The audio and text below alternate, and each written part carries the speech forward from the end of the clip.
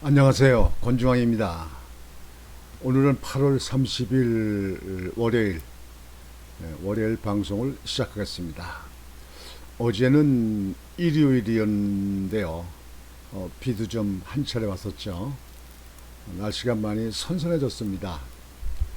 여러분들 변절기에 건강 유의하시기 바랍니다. 오늘은 어, 제주도 4.3 사건에 관한 말씀을 좀 드리겠습니다. 아프가니 사태를 지금 보면서 어, 연계가 되는 문제가 좀 있을 것 같아서 여러분들과 같이 논의를 해보겠습니다. 제주도 4.3 사건에 대해서 지난번에 72주년인가요? 제주도에서 행사가 있었는데 4.3 사건 행사가 있었는데 그쪽에 문재인 대통령이 참가해서 치사를 했습니다. 그 문통이 치사하는 가운데 무고한 양민들을 학살을 했다고 해서 지금 현재 그 당시에 경찰이나 정부군에 있는 경찰이나 군인들 그 가족들에게 명예를 훼손시켰다. 그리고 그 당시에 그 정부군에 있으면서 정부의 법을 따랐던 그 사람들에게 그 사자, 죽은 사람들에 대한 명예를 훼손시켰다. 가족들에게 명예를 훼손시켰다 해가지고 손해배상 소송을 문재인 대통령한테 수십억의 소송을 한다고 하는 속보가 있어서 그와 연계돼서 말씀을 드리고자 합니다. 이것은 6.25 사변이 있기 전부터입니다. 이게 그래서 이 6.25 사변이 일어나는 후에 이제 더 심각해졌는데요. 6.25 사변 하면 제가 아주 치를 떠는 게 6.25 사변 아닙니까? 전에도 말씀드렸지만 6.25 사변 때 제가 7살 나이에 부모님 따라서 피난 가다가 그 피난길에 폭격을 맞아서 제 눈에도 상처, 얼굴에도 상처, 몸에도 다 찢겼던 나 아닙니까? 저 정말 요만큼도 거짓말 아닙니다. 저의 그 몸의 신체를 이걸 보시고자 하는 사람이 있으면 언제든지 홀딱 벗고 다 보여드릴 수 있습니다. 온통 상처입니다. 정말 저는 하나님 덕으로 아버님의 도우심으로 하나님 덕으로 살아난 기적 같은 사람입니다. 죽었다 살아났으니까요. 6.25 저 공산당 저는요 어떤 이야기라도 믿지 않습니다. 이 좌파 용서 못합니다. 이 나라가 자유민주가 싫으면 공산당으로 입으로 가면 되지. 누가 붙들고 못 가게 해요? 가고 싶으면 얼마든지 가자. 중국에서 들어가도 되고 뭐 얼마든지 갈 수 있잖아요. 그쪽에 이제 남쪽에 이제 우리 그 남북의 그 국가 통일, 이게 일본 애들이 8.15 때 이제 손을 들고 항복하고 다 철수한 이후에 나라가 온통 이제 그냥 소용돌이 쳤습니다.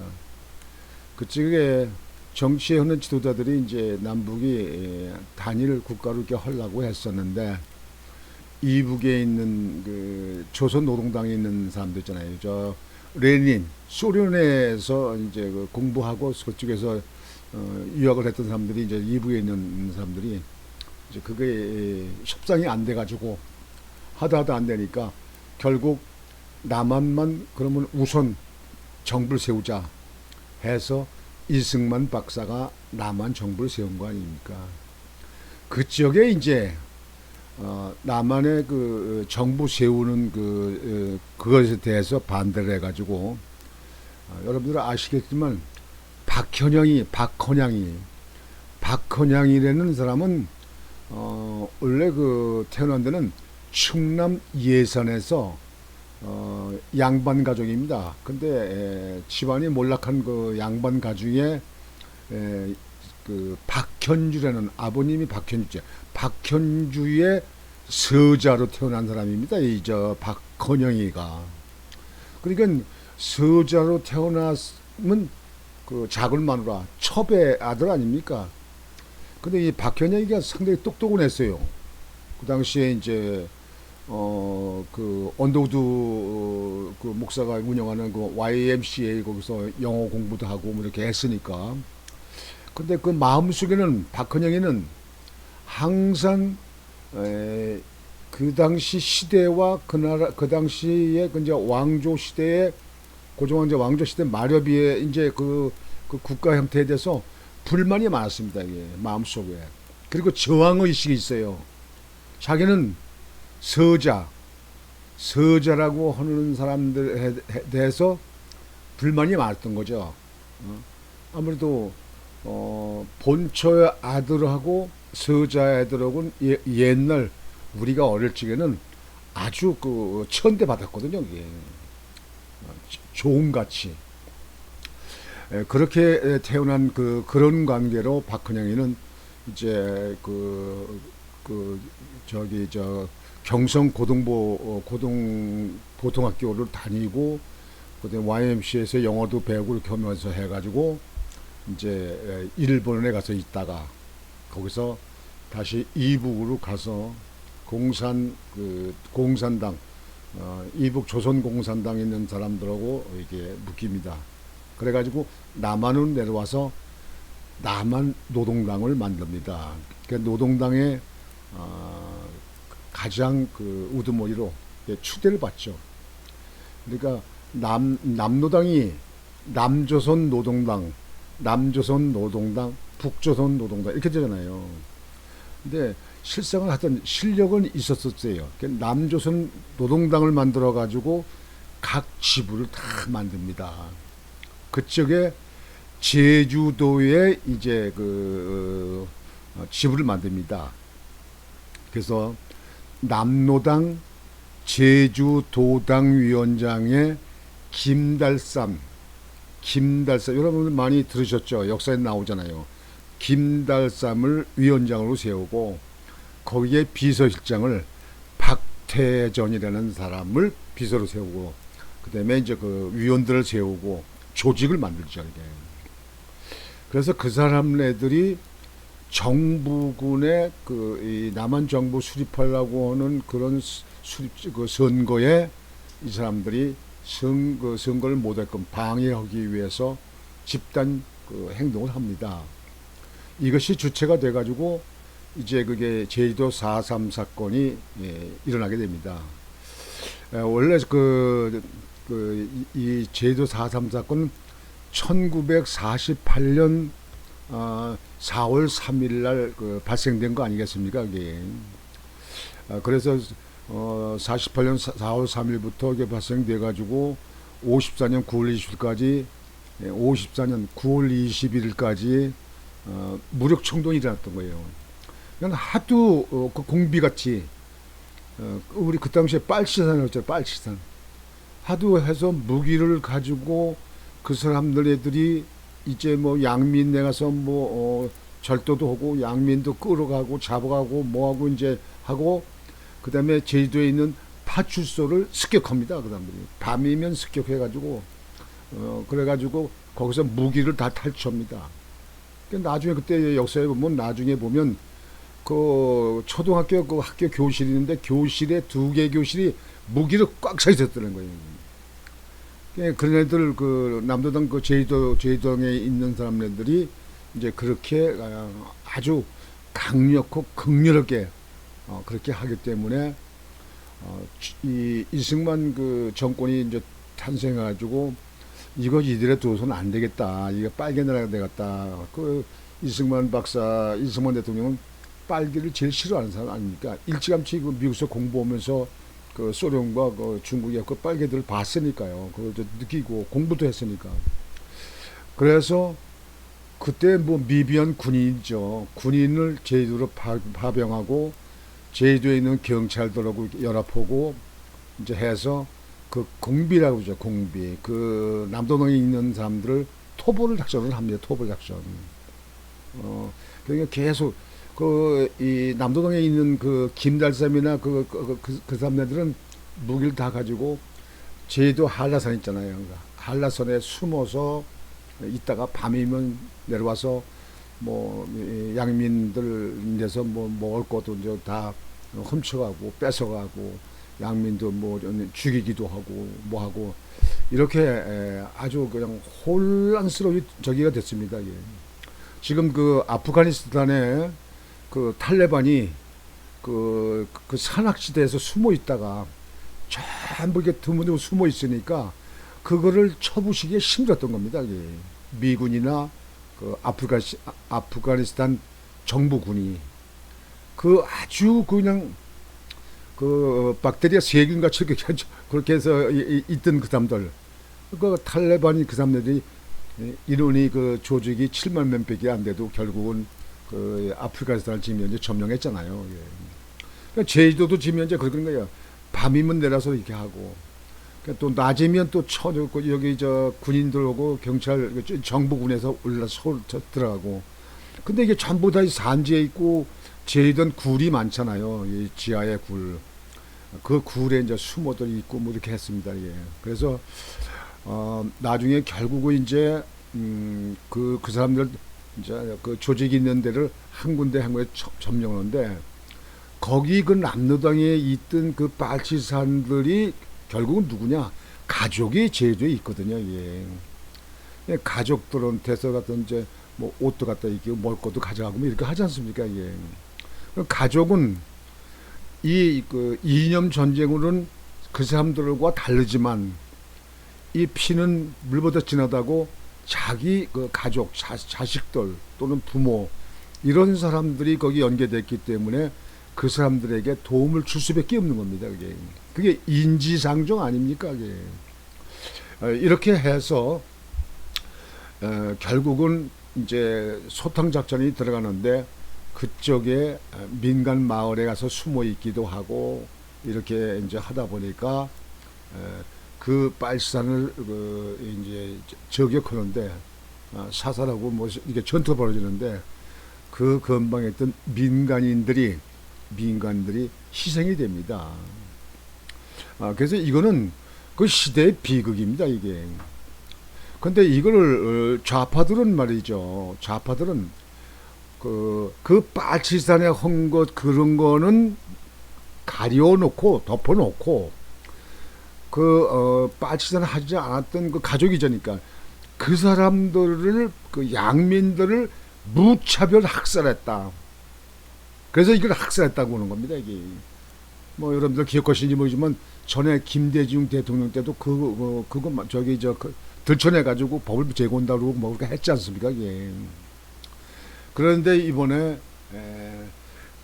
뭐 군대 행사 같은데 뭐 저기 천안함 같은데 무슨 행사에는 문통은 가지도 않고 거기에 대해서는 뭐 어떤 입장 표명도 안 하고 뭐 군대 행사도 잘 안 가잖아요. 그래놓고 이번에 올해 봄에 4.3 사건 그 행사장에 제주도를 갔습니다. 문통이 가서 거기서 치사를 하면서 양민 학살한 거에 대한 아주 강력한 언어를 했습니다.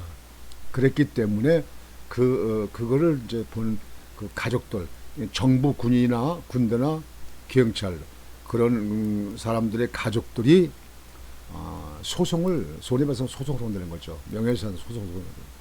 그러니까 그거는 이제 법적으로 다퉈봐야 되지만요. 지금 이 방송을 듣는 우리 지금 시청자들 또는 우리 이걸 전해 듣는 우리 국민들이요.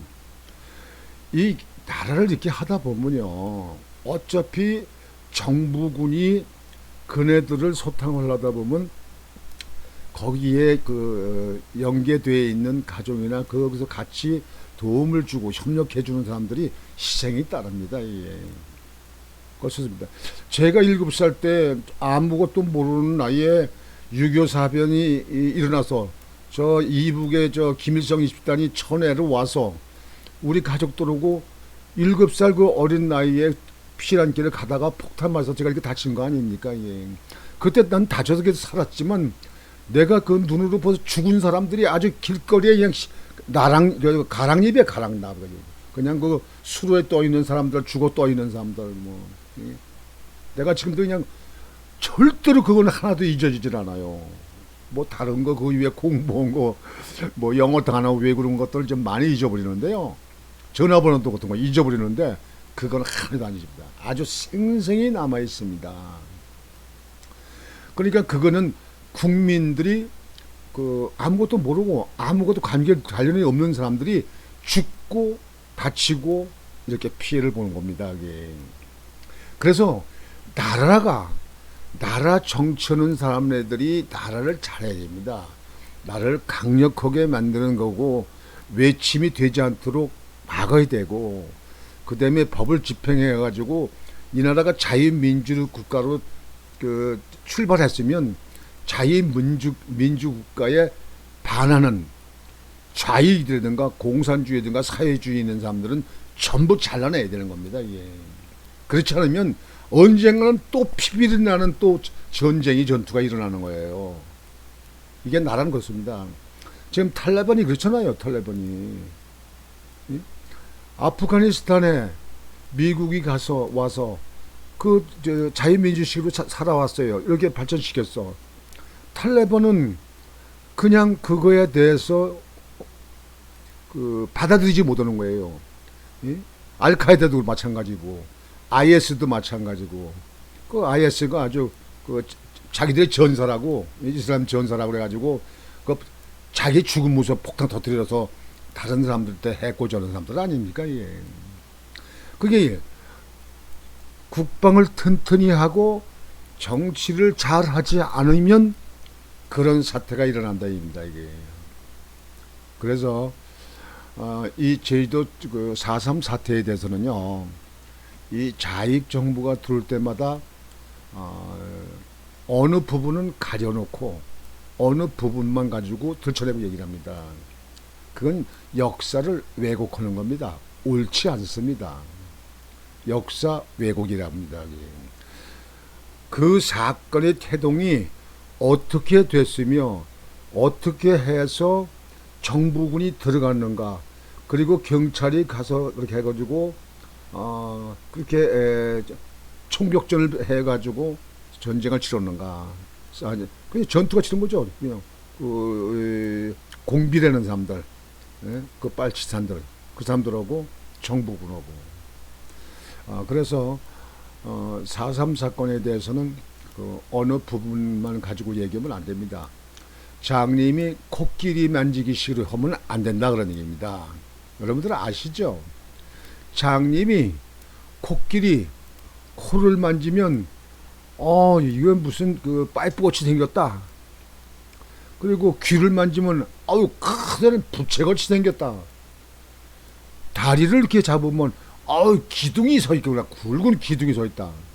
그러니까 장님이 코를 만졌을 때 자기가 만진 부분만 이야기하겠다 이거 얘기예요. 전체 코끼리 모습을 봐야 될 거 아닙니까? 그러면 보지 않고 부분적으로 얘기하는 건 안 된다 이거예요. 역사도 마찬가지입니다. 전체를 놓고 어떤 그 편향되지 않고 그런 가운데서 거기에 정립이 돼야 된다고 생각합니다. 나는 뭐 6.25 하면 나도 정말 치를 떠는 사람이고, 공산당 오면 뭐 아주 그건 인간도 아니라고, 그건 아주 마귀보다 더 나쁜 사람들이라고 얘기하니까 뭐든 이 나라에 있건 저쪽에 이북에 있건 간에 그렇습니다. 전 내 살아생전 절대로 이건 변화될 수 없습니다. 무조건 나는 내가 잘 살든지 못 살든지 간에 자유민주국가 속에서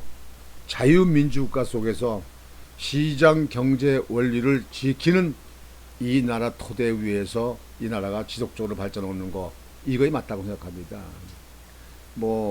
사회주의, 무슨 고려연방주의, 공산당 이런 거는 저한테는 턱도 없습니다. 그거는 듣지도 않지만 따르지도 않습니다. 이게. 많은 분들이 그 유비오 사변에서 잘 겪지 못했을 텐데요. 정말 이 세상에 다시는 있어서는 안 되는 그런 아주 비극 중의 비극이 6.25 사변이었습니다, 여러분. 이런 것을 여러분들 지금 시대가 발전했다고 해서 전부 다 묻어버리고 다 잊어버리고 다 없애버리자, 이거 안 됩니다. 역사와 미래는 항상 연결고리가 되어 있는 겁니다. 지난 과거 속에서 그 토대 위에서 발전하는 거 아니겠습니까? 예. 여하튼 제주도 4.3 사건에 거기서 소송을 그 자손들이 그러니까 애국 정부에 있는 사람들이었죠. 그 사람들의 가족들이 소송을 한다고 해서 저는 일리가 있다. 소송 할 수 있는 건이 된다. 이렇게 생각을 합니다. 하여튼 오늘은 이렇게 방송을 이걸로 마치겠습니다만 이제 내일 하루만 지나면 내일 31일이죠. 내일 하루만 지나면 정말 초가을로 들어가는 9월 1일이 됩니다. 저는 이게 왔다 갔다 이렇게 방송 자료 찾고 자료 보고 외신 자료 좀 뒤져버리고 이렇게 하면서 시간을 이렇게 보내다 보니까 시간이 참 얼마나 빨리 가는지 모르겠습니다만 여하튼 세월이 너무 흐르는 것 같습니다. 벌써 가을 됩니다. 그래도 코로나는 진정될 기미가 없고 마스크는 계속 써야 된다고 생각하고 마스크 2번 1차, 2차까지 다 저는 맞았죠. 맞은 사람들도 마스크 다 써야 돼요. 도대체가 이거에 대한 어떤 보다 나은 해법은 없는 것인지 이대로 그냥 올 12월까지 지나고 내년도 이렇게 가야 되는 거지 하는 것은 참으로 비극 중에 비극이라고 생각합니다. 이런 건 차라리 정부는 필요한 그 예산만 대고 거기에 이 질병관리본부라든지 거기에 해당 부처 또는 전문가 집단이 있지 않습니까? 예. 우리나라 대학 교수나 무슨 이런데 전문가 있는 사람들 그네들과도 부족하면 외국에 있는 사람을 초빙을 해서라도 그 문제를 집중적으로 해부해보고 또 연구하고 뭐고 해서 대처 방안을 세울 수 있는 거 그거를 해야 된다고 생각합니다. 이 정부는 기분에 의해서 마스크는 계속 써라, 사회적 거리, 그다음에 식당에 2명만 들어가라, 또 4명만 들어가라, 뭐다 이렇게 정부의 그 정책적이라고 하는 사람들이 전문가도 아니면서 그렇게 막 하는 거 이거는 국가의 국민에 아무 도움이 되지 않습니다. 나는 하여튼 이런 문제가 국민들의 그 의견을 좀 많이 취합해서 보다 나은 방법으로 나라 경영을 하기를 바랍니다. 오늘 방송은 이것으로 마치겠습니다. 여러분 안녕히 계십시오.